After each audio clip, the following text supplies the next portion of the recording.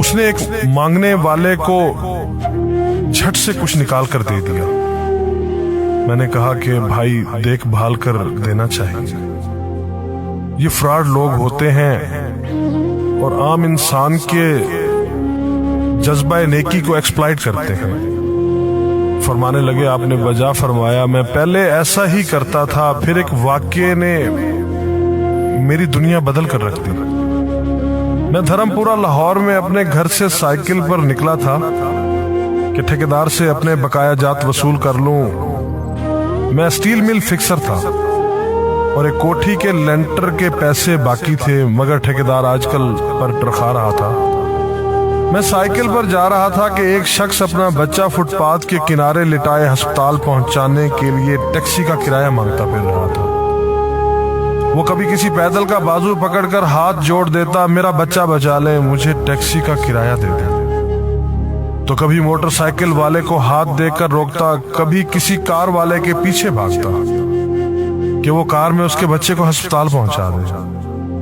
कोई रुकता तो कोई ना रुकता, जो रुकता वो भी उसे घूर कर देखता और आप वाली सोच कर उसे डांटता, काम करके खाने की नसीहत करता और आगे निकल जाता।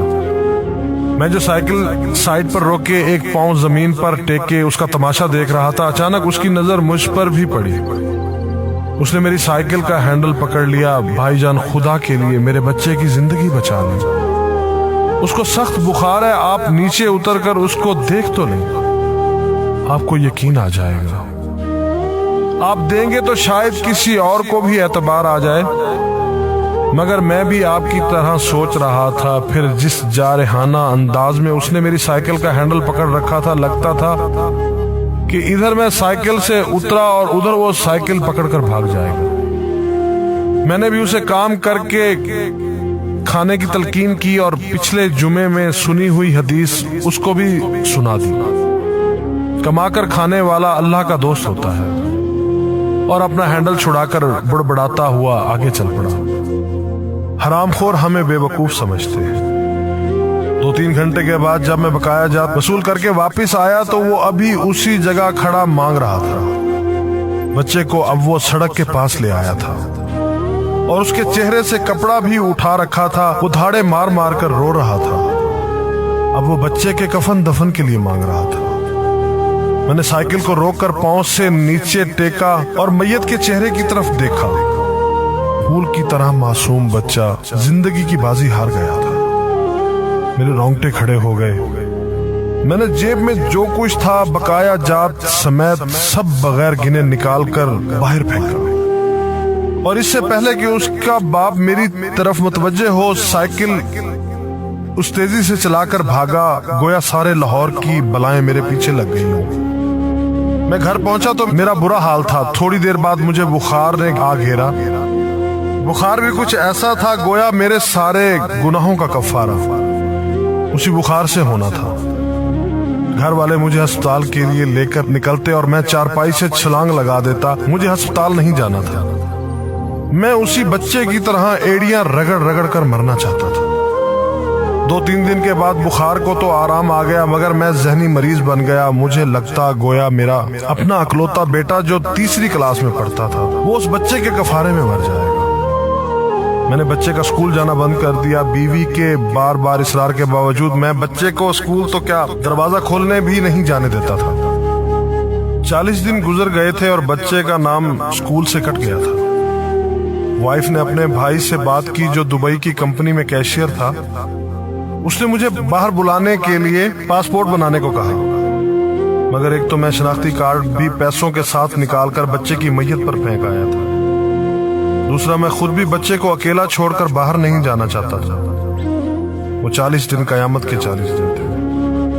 40वें दिन 10 बजे के लगभग हमारे घर का दरवाजा बजा। दरवाजा मैंने खुद ही खोला और सामने उस बच्चे के बाप को देखकर मुझे चक्कर आ गया। मुझे लगा जैसे हम दोनों आमने सामने खड़े खला में चक्कर काट रहे हैं। दरमियान में बच्चे का चेहरा भी आ जाता। मेरी कैफियत से बेखबर उस बाप ने मुझे दबोच लिया और फूट फूट कर रोना शुरू कर दिया। وہ کچھ کہنے کی بجائے میری ٹھوڑی کو ہاتھ لگاتا اور اسے چوم لیتا، جبکہ میں پتھر کا بت بنے اس کی گرفت میں تھا کہ اچانک مجھے جھٹکا لگا اور میری چیخ کچھ اس طرح نکلی جیسے کسی کو پانی پیتے وقت اچھو لگ جاتا ہے اور پانی اس کے منہ اور ناک سے بہہ نکلتا ہے۔ میں اس بچے کے باپ کو سختی کے ساتھ سینے سے لگائے یوں رو رہا تھا گویا اس کا نہیں بلکہ میرا بچہ مر گیا ہے۔ ہمارے رونے سے گھبرا کر پورا محلہ اکٹھا ہو گیا تھا۔ آہستہ آہستہ 40 دنوں کا غبار نکلا، اس کو میں گھر میں لے کر آیا۔ محلے والے بھی آ گئے تھے جنہوں نے اس آدمی سے بہت افسوس کیا۔ کچھ دیر بعد اس نے اپنی جیب سے میرا شناختی کارڈ نکالا اور مجھے واپس کیا، پھر جیب میں ہاتھ ڈال کر کچھ پیسے نکالے اور میرا شکریہ ادا کر کے کہنے لگا کہ آپ کے پیسے بڑے برکت والے تھے، شاید آپ کے خلوص کی برکت تھی کہ میرے بہت سارے کام ہو گئے۔ سارے اخراجات کے بعد کچھ پیسے بچ گئے تھے، ان میں کچھ پیسے میں نے ادھار لے کر ڈالے ہیں، یہ آپ قبول کر لیجئے، باقی میں بہت جلد آپ کو واپس کر دوں گا۔ میں نے پیسے واپس لینے سے سختی کے ساتھ انکار کر دیا اور منت سماجت کر کے اسے پیسے رکھنے پر راضی کر دیا۔ اس کے بعد میں یہاں بطور اسٹیل فکسر آ گیا۔ میں جی جان سے کام کرتا تھا، چند ماہ میں ترقی کر کے فور مین بن گیا۔ 3 سال بعد میں نے سالے کی مدد سے اپنی کمپنی بنا لی اور اس بچے کے والد کو بھی اپنی کمپنی میں بلا لیا۔ آج وہ میری کمپنی میں فور مین ہے۔ اس بچے کے بعد اللہ نے اس سے 2 بیٹوں اور 1 بیٹی سے نوازا ہے۔ میں اسے آپ سے ملواؤں گا، مگر اسے سائیکل والا قصہ مت بیان کیجیے۔